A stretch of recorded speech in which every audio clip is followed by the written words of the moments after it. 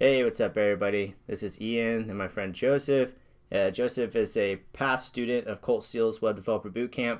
So this is another success story video where we're just going to talk about his pre-existing experience before going to the bootcamp or taking the bootcamp online, and then kind of how it's affected him in his current job, his role that he has as a developer, and kind of what his plans are for the future.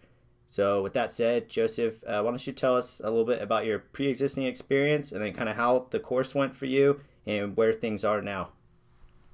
Sure. So I have a pretty interesting experience because I did know a little bit of HTML, CSS, and done a lot of specifically front end work with WordPress, etc. Beyond that, what I was doing was I was doing more lead generation and marketing stuff. I was looking at the landscape and thought like, I really don't have the fundamentals here. That's when I started to go ahead and take a look at Colt's course. Cool, man. How long did it take you to complete his course in total? I actually got stuck halfway through and I refused to go to the second, I refused to look at solution videos because I felt like I needed to actually understand everything. And one time I gave up, like, man, I don't know if I can do this, you know? And then I just like, okay, well, let me just go back 3 sections and, start again. And so basically I took the course 2 times and over a course of about 3 months. Yeah. Nice. Hey, not bad at all. I mean, that's your typical boot camp time, 12 weeks for most boot camps. And in terms of like taking the course twice or like doing things over again, when I first went to a boot camp, even the part-time course that I took beforehand to kind of make sure that like a boot camp was for me, I recall doing this Rails application because we were learning Ruby on Rails. I think I did it like 10 times in a row before I actually, like, and even then, like things didn't click. Yeah. And then finally, like after like 6 months or so of like really being immersed in it, I was like, oh, that's what that does.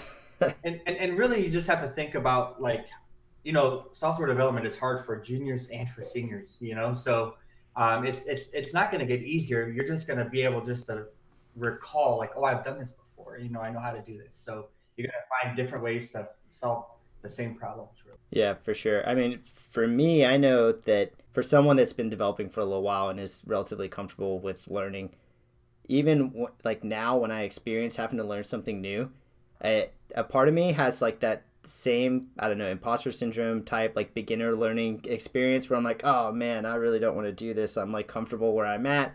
I don't want to learn something new. It's difficult. But then the other part of me has this like, oh, I know how to do this. Like I've done this time and time again. And now I have kind of this, system that I can use for learning new stuff. And honestly, to me, that's like one of the biggest key differences between being like a brand new, just learning it for the first time developer and someone that has been coding for 3, 4, 5+ years. I see a lot of people taking multiple courses and they worry about like what's new. Like, should I use Vue? Should I use React? And then yes, I mean, at the end of the day, you just need to get comfortable with one before you move on with another. I think, yeah. And I see a lot of people because I have like a top rated thread on Free Code Camp. It's actually a review about Colt course, and a lot of people say, "Oh, well, it's outdated or it's not using ES6." But at the end of the day, that's going to be the fundamentals that you need in order to understand promises, in order to understand exactly what callbacks are. So it doesn't matter how old the course is; it's still a really, really, really good course, and it'll change your life.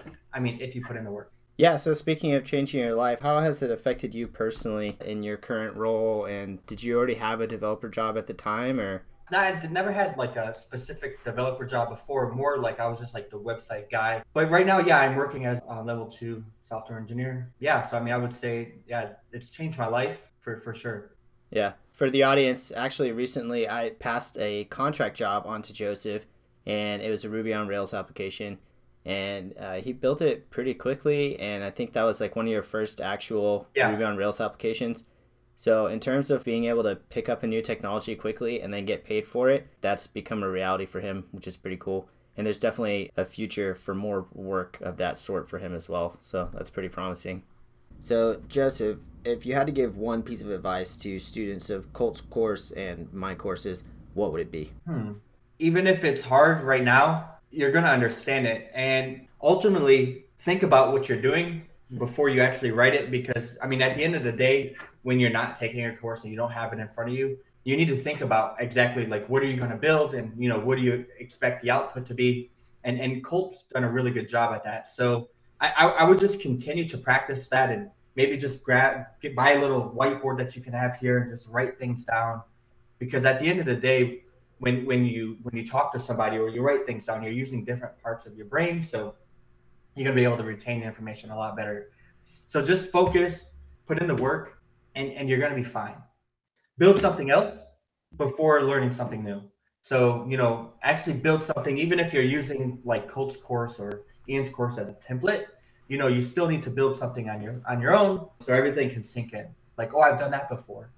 How did I do that? I still go back into projects like, oh, I have this little, snippet of, mixin to go ahead and use. So it's completely okay to reuse code. Software engineering is about optimizing your process, right? As you optimize your process, you're just going to get better and more efficient.